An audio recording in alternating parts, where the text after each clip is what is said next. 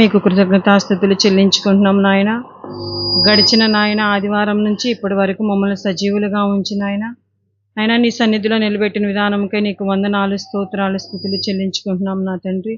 అయా ఈ దినము నాయన మేమందరము చిన్న మందగా చేరి ప్రభువా నీ లేఖనాల్లో ఉన్న మాటలను కొద్ది నిమిషాలు ధ్యానించబోచుండగా నీ సమయోచితమైన సహాయమును నీ కృపను మాకు అనుగ్రహించమని ప్రభువా మాట్లాడుచున్న నాకును నీ కృపను అనుగ్రహించండి. వినిచున్న నీ పిల్లలు ప్రభువా లేఖనములు అలాగ ఉన్నవో లేవో అని పరిశీలించుటకు నీ కృప అనుగ్రహించమని నజరేయుడైన యేసుక్రీస్తు వారి పేరట ఈ ప్రార్థన అడిగి వేడుకుంటున్నాము తండ్రి, ఆమేన్. మొదటిగా తండ్రి అయిన దేవునికి, అలాగే నాకు ఈ అవకాశం ఇచ్చినటువంటి సేవకులకి, కూడి వచ్చిన మీ అందరికీ హృదయపూర్వక వందనాలండి.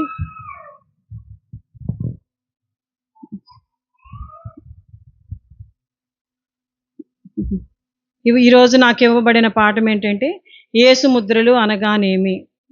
యేసు ముద్రలు అనగానేమి ఈ పాఠంలో నుంచి కొద్ది నిమిషాలు ధ్యానం చేసుకుందాము. లేఖనాలు గనక మనం పరిశీలన చేసుకుందామండి.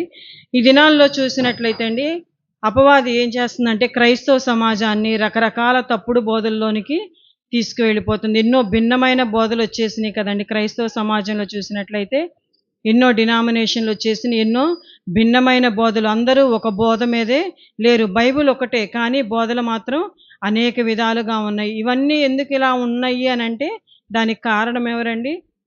అపవాది. క్రైస్తవులందరూ ఒకే మాట మీద లేకపోవటం వలన అపవాది వాడు ఇష్టం వచ్చినట్లు చేస్తున్నాడు అనమాట. రకరకాలైనటువంటి బోధల్లోనికి తీసుకువెళ్ళిపోయారు.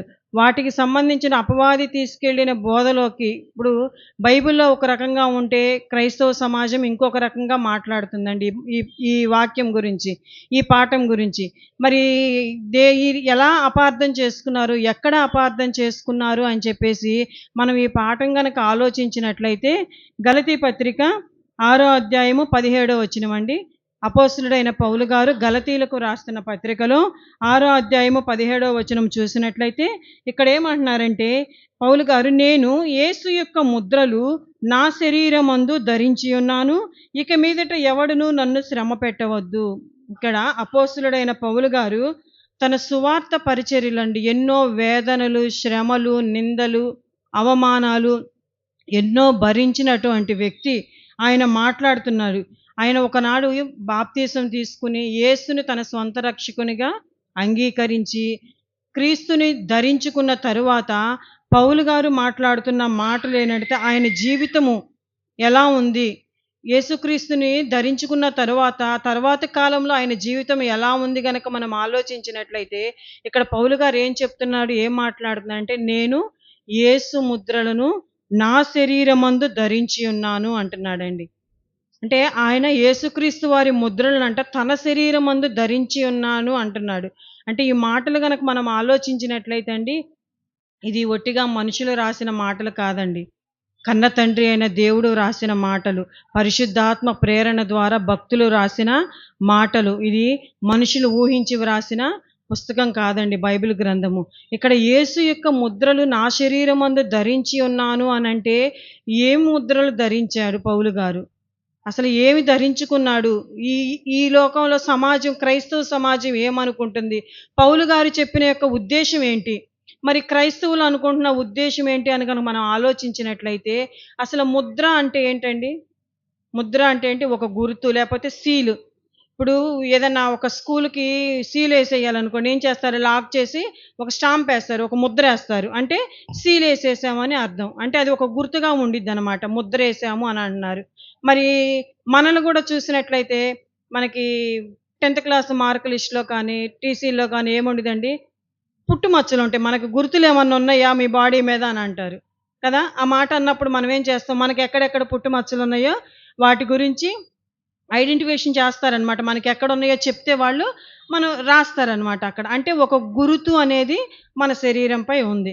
కానీ ఇక్కడ పౌలు గారు ఏమంటున్నారంటే యేసు ముద్రలు, యేసు యొక్క ముద్రలు నా శరీరమందు ధరించాను అన్నాడు.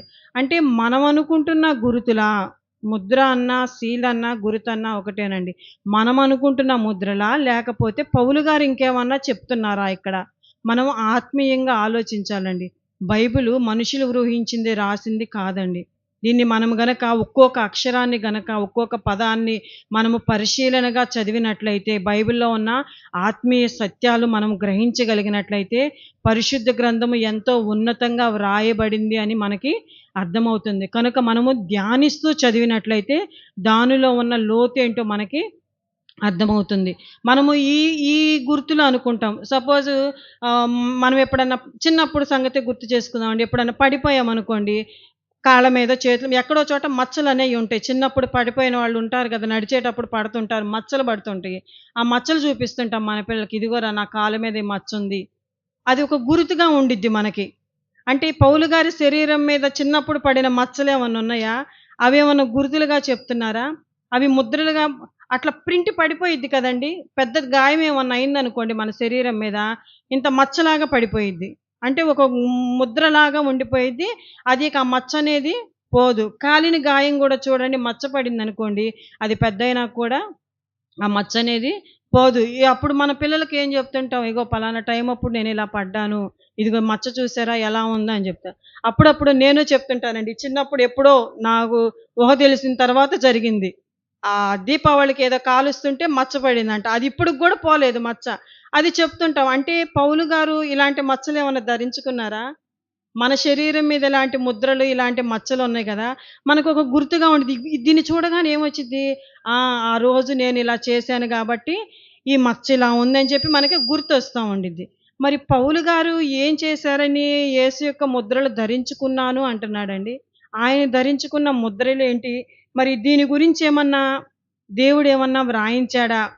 అని గనక మనము ఆలోచించినట్లయితే ప్రారంభంలో అండి దేవుడు పాత నిబంధన గ్రంథంలో ప్రారంభంలోనే దేవుడు దీని గురించి వ్రాయించాడు. ఆ మాటను గనక మనం చూసినట్లయితే ఆదికాండము 4వ అధ్యాయము 15వ వచనం. ఆదికాండము 4వ అధ్యాయం 15వ వచనం చూసినట్లయితే, అందుకు యెహోవా అతనితో, కాబట్టి ఎవడైనను కయీనును చంపిన యెడల వానికి ప్రతిదండన ఏడంతలు కలుగుననిను, మరియు ఎవడైనను కయీనును కనుగొని అతన్ని చంపక ఉండినట్లు యెహోవా అతనికి ఒక గురుతు వేసెను.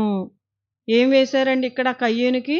ఒక గురుతు. ప్రారంభంలో దేవుడు ఒక గురుతు వేశాడు కయీనుకి. ఎందుకు ఆ గురుతు వేశాడు అనంటే కయీనుని చంపకూడదు అని చెప్పేసి ఒక గుర్తు వేశాడు. అంటే ఇతడు ఒక నేరస్తుడు, ఇతన్ని చంపకూడదు అని చెప్పేసి ఇక్కడ ఒక గుర్తు వేసినట్లు చూడగలం మనం. ప్రపంచ చరిత్రలో కూడా అండి ఈ టెక్నాలజీ రాకముందు ఇదివరకి నేరస్తులను గుర్తించడానికి కూడా వాళ్ళకు ఒక గుర్తు అనేది వేశారు. ఇప్పుడైతే ఫోటో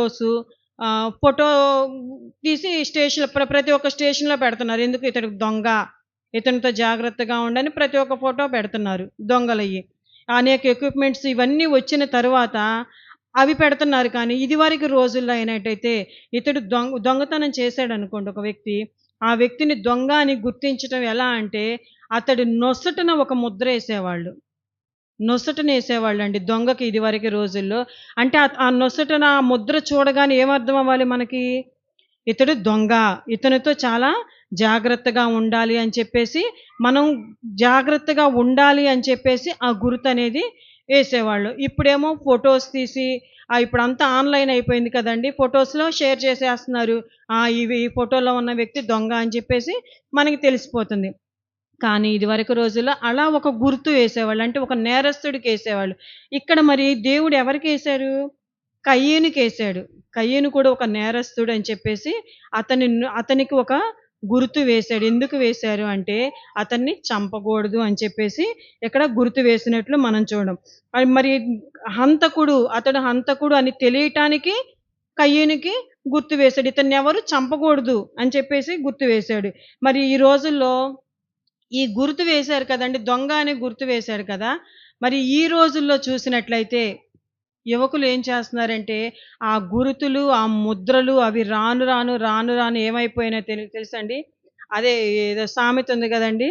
ఆహ్, ఇది రాను రాను రాజుగారి గుర్రం గాడిదయిందన్నట్టు రాను రాను ఏమవుతుందో తెలుసా? ఈ ముద్రలు, ఈ గుర్తులు వచ్చేసరికి ఏమవుతున్నాయంటే టాటూస్‌గా, పచ్చబొట్లుగా మారిపోతున్నాయి. ఎందుకంటే ఇదివరకు రోజుల్లో దేవుడు ఎందుకు ఆ గుర్తు వేశాడు? దొంగ అని గుర్తించటానికి, ప్రజలు అప్రమత్తంగా ఉండటానికి గుర్తు వేశాడు. కానీ ఇప్పుడు ఈ దినాల్లో ఆ రోజుల్లో దేవుడు వేశాడు గదా గుర్తు, ముద్రలేశారు కదా! ఈ రోజుల్లో మనం ఎందుకు ఏసుకోకూడదని దాన్ని ఎలా మార్చేశారంటే పచ్చబొట్లు. పచ్చబొట్లుగా ఏశారు. టాటూస్‌గా మార్చేసి వాళ్ళ దేహంపై యువతులను చూసినట్లయితే, మన దేశంలో తక్కువ కానండి అదర్ కంట్రీస్‌లో చూసినట్లయితే అసలు బాడీ మీద ఎక్కడ కనపడదు. బాడీ అనేది కనపడదు. ఎక్కడ చూసినా పచ్చబొట్లు, టాటూస్, రకరకాల బొమ్మలు వేసుకొనున్నారు. యువతేనా? ముసలోళ్ళు గూడా ఏస్తన్నారండి. యువత, ముసలోళ్ళు అనుకుంటారు. పిల్లలు గూడా వాళ్ళని చూసి వీళ్ళు గూడా నేర్చుకుంటున్నారు. అంటే ప్రతి ఒక్కళ్ళు దేవుడు చెప్పిందేమో ఒక గుర్తు, కానీ వీళ్ళేం చేస్తున్నారు? వీళ్ళు ఇంకొక గుర్తు వేసుకుంటున్నారు. ఎందుకు ఈ గుర్తు వేసుకుంటున్నామంటే, ఈ గుర్తు వేసుకోవటం వల్ల మా మా యొక్క ఆత్మవిశ్వాసం పెరుగుతుంది. ఆత్మవిశ్వాసం ఏమైనా పెరిగిద్దండి దానివల్ల? ఆత్మవిశ్వాసం పెరుగుతుందని, మేము ఎంత నొప్పినైనా భరించగలుగుతాము అని. అంటే అది పచ్చబొట్లు వేసేటప్పుడు నొప్పొచ్చిద్ది కదండీ! అంటే మేమెంత నొప్పినైనా భరిస్తాము. అంతేకాకుండా ఇప్పుడు ఎవరైనా లవర్స్ ఉన్నారనుకోండి, వాళ్ళకు ప్రేమకు ప్రతిగా ఏం చేస్తారు? వాళ్ళ పేరులోనే లేపోతే వాళ్ళ ఫోటోసనో టాటూస్‌గా పచ్చబొట్లుగా ఏయించుకుంటారు. అంటే ప్రేమకు ప్రతిగా, లేకపోతే చనిపోయిన వారి జ్ఞాపకార్థాలుగా ఇలా బాడీ మీద వేయించుకుంటున్నారు. దేహంపై వేయించుకుంటున్నారు. మరి దేవుడు చెప్పింది ఈ గుర్తులా అండి? కయ్యోనికి వేసింది ఆ గుర్తా? కాదు. అతడు నేరస్తుడు అని చెప్పి గుర్తించటానికి దేవుడు ఒక గుర్తు వేశాడు. కానీ ఈనాడు సమాజం చూసినట్లయితే దానిని మార్చేసిందండి. అది తప్పుడు బోధలోనికి వెళ్ళిపోయి ఆ గుర్తుల్ని ఎలా చేసిందంటే పచ్చబొట్లుగా చేసింది. ఇప్పుడు అపోస్తలుడైన పౌలు గారు యేసు యొక్క ముద్రలు నా శరీరంపై ధరించి ఉన్నాను అనంటే ఈ పచ్చబొట్లు అండి ధరించి ఉంది. అపోస్తలుడైన పౌలు గారు ఇది కాదండి. దీని గురించి కాదండి చెప్తుంది. ఈ మరి దేని గురించి మాట్లాడుతున్నాడు పౌలు గారు? దాని గురించి ఈ దినాల్లో చూసినట్లయితే అండి సెలబ్రిటీస్‌గా ఉన్న వాళ్ళు కూడా సినీ ఇండస్ట్రీ వాళ్ళు చూడండి ఎవరి దేహంపై చూసినా గూడా రకరకాల బొమ్మలు కనపడతా ఉంటాయి. ఎందుకంటే వాళ్ళ జ్ఞాపకార్థంగా వేసుకున్నామండి. అంటే అదేదో గొప్ప అనుకుంటున్నారు. కానీ దానివల్ల ఎంత ప్రమాదం ఉందో, దేవుడు ఏం చెప్పాడో అది వేయించుకోవచ్చో, వేయించుకోకూడదో అన్న ఆలోచన కూడా ఎవరికీ లేదండి. అలా ఎందుకు లేదు అనంటే ముందు క్రైస్తవ సమాజానికే పూర్తిగా అర్థం కాలేదు. ఎందుకంటే ఇట్లాంటివి క్రైస్తవులు గూడా వేయించుకుంటున్నారు గనక. వాళ్ళు గూడా వేయించుకుని అదే మార్గంలో ఉన్నారు. అందుకే దేవుడు మరి ఈ పచ్చబొట్లు వేయించుకోవచ్చా? ఈ ముద్ర అనేది, ఈ గురుతు అనేది మన దేహంపై వేయించుకోవచ్చా? వేయించుకోకూడదా? ఏవండి? ఏయించుకోవచ్చా మనం పచ్చబొట్లనేది? వేయించుకోకూడదు. ఎందుకంటే మన సొంతగా చెప్తే కాదు. బైబిల్‌లో దేవుడు ఎక్కడైనా రాయించాడా? అనే మాట మనం చూసినట్లయితే లేవీకాండము 19వ అధ్యాయము 28వ వచనమండి. లేవియాకాండము 19వ అధ్యాయం 28వ వచనం చూసినట్లయితే చచ్చిన వారి కొరకు మీ దేహమును చీరుకొనకూడదు, పచ్చబొట్లు మీ దేహమునకు పొడుచుకొనకూడదు. నేను మీ దేవుడైన యెహోవాను. ఇక్కడ దేవుడు ఏం చెప్తున్నాడండి? చచ్చిన వారి కొరకు మీ దేహమును చీరుకొనకూడదు, పచ్చబొట్లు మీ దేహమునకు పొడుచుకొనకూడదు. దేవుడు ఇంత క్లియర్‌గా రాయించాడు కదండీ! పచ్చబొట్లు పాత నిబంధనలో దేవుడు కొన్ని వందల వేల సంవత్సరాల క్రితమే దేవుడు మనకు వ్రాయించాడు. పచ్చబొట్లు మీ దేహమునకు పొడుచుకొనకూడదు. ఇది వరకు రోజుల్లో చూసినట్లయితే మన పూర్వీకులు కూడా అండి అమ్మమ్మలు, తాతయ్యలు, వాళ్ళ అమ్మలు, వాళ్ళ అమ్మమ్మలు వాళ్ళ చూసినట్లయితే ప్రతి ఒక్కళ్ళకి ఈ నుదుటి మీద గాని, చేతుల మీద గాని ఎక్కడో చోట పేర్లనేవి ఉండేది. కానీ వాళ్ళకి బైబిల్ గ్రంథంలో ఉన్న మాట తెలీదండి పాపం. తెలియకనే వాళ్ళు అలా పచ్చబొట్లు వేయించుకున్నారు. కానీ మన కన్న తండ్రి అయిన దేవుడు మన బాగు కోసము ప్రతిదీ మనకి బైబిల్‌లో వ్రాయించి పెట్టాడు. ఏం చెప్పాడంటే పచ్చబొట్లు మీ దేహమునకు పొడుచుకొనకూడదు. అంటే దేవుడు ఒక మాట బైబిల్ గ్రంథంలో చెప్పాడు అనంటే అది చెయ్యకూడదు. మనకి హెచ్చరిస్తున్నాడు ఇక్కడ. అంటే మీ పొడుచుకొనకూడదు. నేను మీ దేవుడైన యెహోవాను. అంటే ఇక్కడ ఒక ఆజ్ఞగా మనకిస్తున్నట్లు అర్థమవుతుంది. కదండీ! పొడుచుకొనకూడదు అని ఖచ్చితంగా చెప్పేసాడండి దేవుడక్కడ. అది అలా చెప్పిన తరువాత అలా చెప్పాడు అంటే దాని అర్థం ఏంటండి? దానివలన ఏదో ప్రమాదం ఉంది. మనకేదో నష్టం ఉంది అని చెప్పేసి దేవుడు ముందుగానే వ్రాయించాడు. కానీ ఈనాడు క్రైస్తవ సమాజం చూసినట్లయితే ఎలా ఉందంటే అండి, ఈ మాటలు చూసి అది పాత నిబంధనలో గదా ఉంది. క్రొత్త నిబంధన మనం క్రొత్త నిబంధన జనులము. క్రొత్త నిబంధన ఏంటో మొత్తం పాటిస్తున్నట్లు చెప్తారండి. మేము క్రొత్త నిబంధన ప్రజలం గనక అది పాత నిబంధనలో ఉంది. దాంతో మాకేంటి పని? అది ఇశ్రాయేలీయులకు రాయించాడు దేవుడు మాకు కాదు గదా! అని అంటారు. కాదండి. ఇది ప్రతి ఒక్కరికి, ప్రతి ఒక్క క్రైస్తవులకి రాయించిన మాట. ఇది వేసుకోకూడదు అని చెప్పి దేవుడు ఖచ్చితంగా వ్రాయించాడు అంటే దానివలన అది వేసుకుంటే దానివల్ల ఎంతో ప్రమాదం ఉంది. ఒకనాడు కయ్యోనుకి వేసిన గుర్తుని వీళ్ళేం చేస్తున్నారంటే పచ్చబొట్లుగా మార్చేశారు. పచ్చబొట్లుగా మార్చేశారండి. ఒకనాడు ఒక నేరస్తుడిగా నొసటన ముద్ర వేసిన ఒక నేరస్తుడు ఇప్పుడేం చేస్తున్నాడండి, ఇప్పుడు ఒక దొంగున్నాడండి. జైల్లో పెట్టారు. జైలు నుంచి విడుదలయ్యాడు. విడుదలైన తర్వాత ఏం చేస్తాడు? ఇంకో దొంగతనం చేస్తాడు. లేకపోతే ఇంకో తప్పు పని చేస్తాడు. మళ్ళీ జైలుకెళ్తాడు. అలా 2, 3 సార్లు ఎళ్ళొచ్చాడనుకోండి. ఇంకా నాలుగోసారి ఏం చేస్తాడు? ఇట్లా కాలరా ఎగరేస్తాడు. అంటే నేనే గొప్ప. అంటే ఎక్కువ ఎన్ని దొంగతనాలు చేస్తే అంత గొప్పోడు అని. అంటే దొంగ అని ముద్ర వేసింది పక్కన పడేశారు. వీళ్ళింక ఫ్యాషన్ అయిపోయిందనమాట. ఆ ముద్ర అనేది, ఆ గురుతు అనేది ఫ్యాషన్ అయిపోయింది. అలాగే దేవుడు కూడా కయ్యూనికి వేసిన గురుతు ఒకటైతే, కానీ ఈ రోజుల్లో ఫ్యాషన్‌గా, స్టైల్‌గా ఏం చేస్తున్నారు? టాటూస్ అని, పచ్చబొట్లని చెప్పేసి ఈ రీతిగా మార్చేశారండి. అని దేవుడు చెప్పింది ఒక మాటైతే ప్రజలు పాటిస్తుంది ఇంకొక మాట. మరి ఈ ఈ విధంగా దొంగలు వేసుకునే స్టైల్‌గా చేసుకునేది గానీ, పచ్చబొట్లు గానీ, టాటూస్ గానీ, మరి వీటి గురించి ఏమన్నా పౌలు గారు మాట్లాడారా? నా శరీరమందు నేను యేసు యొక్క ముద్రలు అంటే గురుతులు ధరించాను అన్నాడు అంటే, ఈ విధంగా ఈ గుర్తులేమన్నా ధరించారా అని మనం ఆలోచించినట్లయితే కాదండి. కాదు. ఈ ముద్రలు కాదు పౌలు గారు ధరించింది. ఎందుకంటే, ఆ ముద్రలు ధరించాలి అనంటే దేవుడు ముందుగానే వ్రాయించి పెట్టాడు. అంటే అది ధరించకూడదు. పచ్చబొట్లు అనేది వేసుకోకూడదని దేవుడు ముందుగానే వ్రాయించి పెట్టాడు కదండీ! ఈ దినాల్లో వైద్య శాస్త్రం గూడా చెప్తుందండి. ఇదివరకు రోజుల్లో అయితే తెలియక మన పూర్వీకులు యేసుకునేవాళ్ళు. కానీ ఇప్పుడు వైద్య శాస్త్రం ఏం చెప్తుందంటే, దానివల్ల ఎంతో ప్రమాదం ఉంది. ఎందుకంటే, ఆ సూది ఇలా లోపలికి గుచ్చినప్పుడు ఇంకు లోపలికి పోయిద్ది గదండీ! ఆ ఇంకు లోపలికి పోవటం వల్ల, దానివల్ల ఏమవుతుందంటే, స్వేద రంధ్రాలనేది దెబ్బతింటయి. మనకిట్లా చెమట పట్టినప్పుడు చెమట బయటకొచ్చిద్ది గదా! స్వేద రంధ్రాలుంటాయి కదండీ! అవనేవి దెబ్బతింటయి. ఆ ఇంకనేది లోపలికి పోగూడదు. అది గుచ్చటం వల్ల, ఆ సూది మనను గుచ్చటం వల్ల ఈ చర్మం అనేది అలర్జీకి గురవుతుందండి. రకరకాల ఇన్ఫెక్షన్స్ వస్తుంటాయి. అది వేయటం వల్ల. కనుక అలాంటివి వేసుకోకూడదని దేవుడు ముందుగానే మనకి హెచ్చరించినట్లు చూస్తున్నాం. అంతేకాకుండా అలా యేసుకుని ఎండలోనికెళ్ళినప్పుడు ఏంటంటే చాలా అనారోగ్య పరిస్థితులు. ఎన్నో అనారోగ్య పరిస్థితులండి. ఇప్పుడు దానివల్ల ఒకవేళ అలర్జీ వచ్చిందనుకో ఏం చేస్తారు?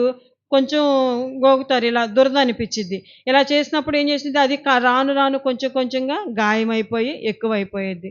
అంటే మన దేహాన్ని ఏం చేసుకుంటున్నాం మనమే పచ్చబొట్లు వేయించుకొని ఏం చేసుకుంటున్నాం మనమే పాడు చేసుకుంటున్నాం. దేవుడు చెప్పిన మాట ఒకటే అయితే, కానీ మనం చేస్తుందేంటంటే, ఈ క్రైస్తవ సమాజం గూడా ఎక్కువ మందిని చూసినట్లయితే ఇలానే ఉన్నారండి. క్రైస్తవుల పిల్లలను గూడా చూసినట్లయితే ఇలానే ఉన్నారు. అంటే ఈ టాటూస్ అని, ఈ పచ్చబొట్లని చెప్పేసి వీటిల్లోనే ఉన్నారు. కానీ అపోస్తలుడైన పౌలు గారు చెప్తుంది కానీ, దేవుడు చెప్తుంది కానీ దీని గురించి కాదండి. పౌలు గారు యేసు యొక్క ముద్రలు ధరించాను అని అంటున్నాడు అనంటే, అసలు యేసు యొక్క ముద్రలు ఏంటి? మనం అనుకుంటున్న ముద్రలు వేరు ఇవా? లేకపోతే ఇంకేమన్నా ఉన్నాయా? అని మనం బైబిల్ గ్రంథంలో ఆలోచించినట్లయితే చూడండి యోహాను సువార్త 20వ అధ్యాయము 24, 25 వచనాలండి. యోహాను సువార్త 20వ అధ్యాయము 24, 25 వచనాలు చూసినట్లయితే ఇక్కడ యేసుక్రీస్తు వారు మరణించి తిరిగి లేచిన తర్వాత పునరుద్ధానుడవుతాడండి. శిష్యులందరూ ఒక గదిలో ఉన్నప్పుడు యేసుక్రీస్తు వారు వాళ్ళకి ప్రత్యక్షమవుతాడు. ప్రత్యక్షమైనప్పుడు మరణాన్ని గెలిచాను అని చెప్పేసి తన్ను తాను కనపరుచుకోవడానికి ఇక్కడ ప్రత్యక్షమవుతాడు. ప్రత్యక్షమైనప్పుడు ఆ సమయంలో తోమా ఉండడు. తోమా శిష్యులతో పాటు తోమా లేడండి. అప్పుడు తోమాకి చెప్తారు వీళ్ళు, మేము ప్రభువును చూసాము అని చెప్తే తోమా ఏమంటాడండి? నమ్మడు. నమ్మడు కదండీ ఆ సందర్భంలో. నమ్మకపోతే అప్పుడు యేసుక్రీస్తు వారు ఏం చేస్తారంటే 27వ వచనంలో ఏం చేస్తారంటే మళ్ళా తోమా ఉన్నప్పుడు మళ్ళా ప్రత్యక్షమవుతాడు. ప్రత్యక్షమయ్యి అప్పుడు ఏం చెప్తాడండి? తోమాతో ఏం చెప్తాడు? ఇదిగో ఈ గురుతులు చూడు.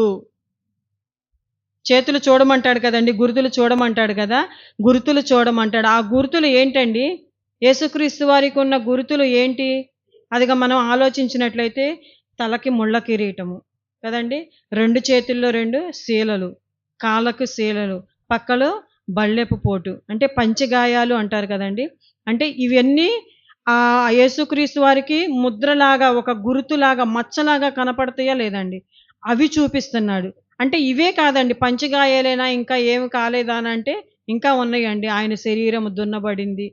ఆయన శరీరం మొత్తం చాలా ఛిద్రం చేయబడింది. రకరకాలుగా ఎన్నో దెబ్బలు, హ్మ్. ఆ శరీరం మొత్తం దున్నబడిందండి. నాగలితో దున్నినట్టు దున్నబడింది. అంటే ఎన్నో గాయాలు, ఎన్నో శ్రమలండి. ఇవన్నీ చూపించిన తరువాత అప్పుడు తోమా ఏమంటాడు? ఎంతో దుఃఖంతో, పశ్చాత్తాపంతో, "నా ప్రభువా, నా దేవా" అంటాడు. కదండీ!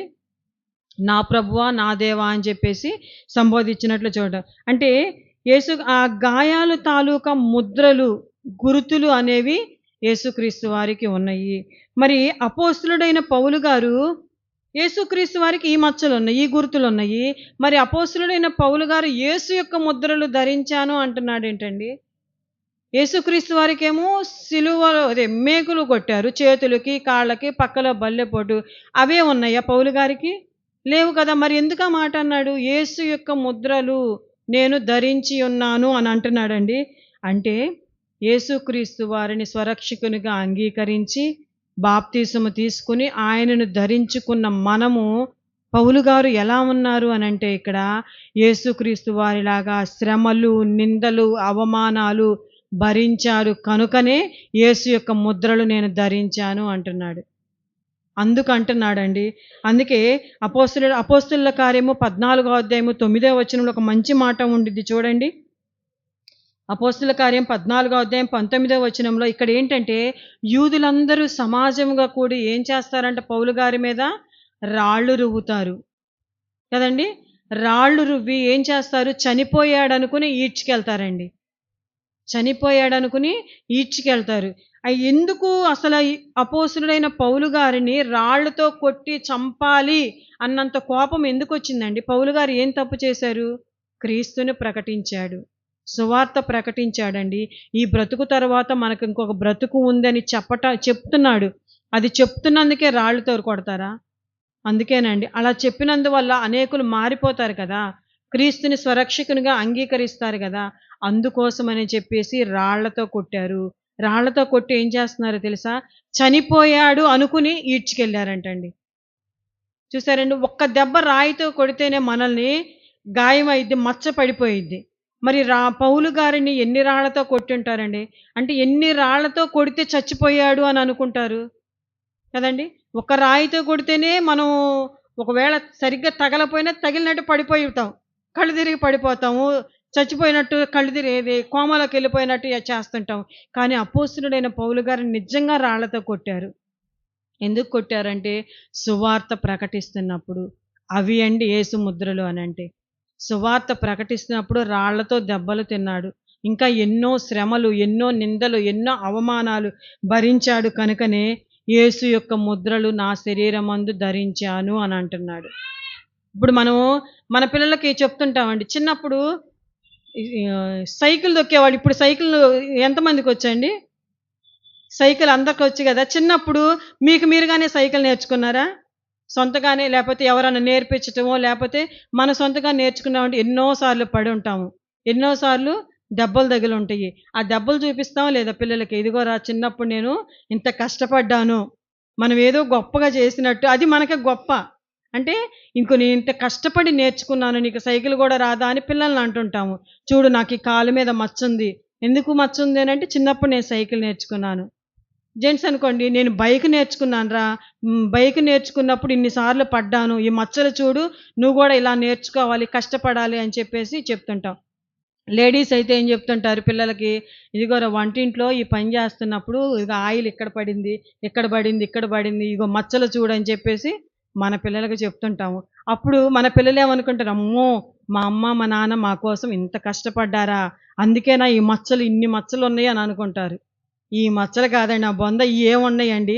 కానీ అపోస్తలుడైన పౌలు గారు చెప్తుంది ఈ మచ్చలు కాదండి, దేవుని కోసం కష్టపడుతున్నప్పుడు నీకేదన్నా దెబ్బ తగిలిందా?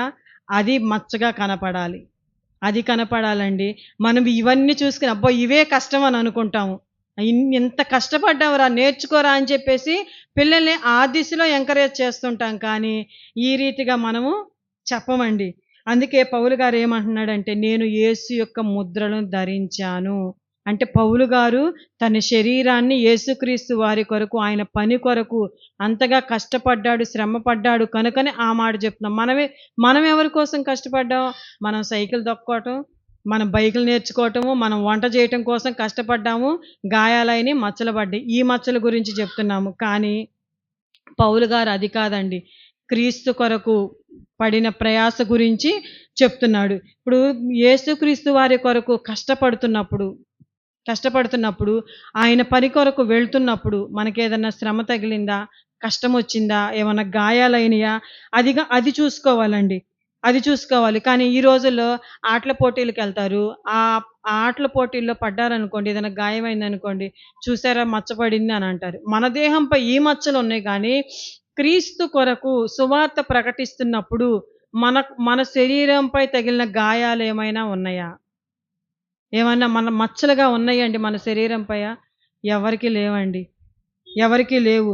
కానీ మన శరీరాన్ని ఎలా ఇవ్వాలి అని చెప్పేసి దేవుడు చెప్తున్నాడో చూడండి. రోమపత్రిక 12వ అధ్యాయము 12వ వచనము. రోమపత్రిక 12వ అధ్యాయము 12వ వచనం చూసినట్లయితే ఇక్కడ శరీర యాగంగా సజీవ యాగముగా మన శరీరాలను ఆయనకి సమర్పించుకోవాలి అని చెప్తున్నాడండి. సజీవ యాగంగా అంటే మనము బ్రతికుండగానే ఆరోగ్యంగా ఉండగానే ఏం చేయాలంట? మన శరీరాలని ఆయనకి సజీవ యాగంగా సమర్పించుకోవాలి. కానీ మనం ఏం చేస్తున్నామండి?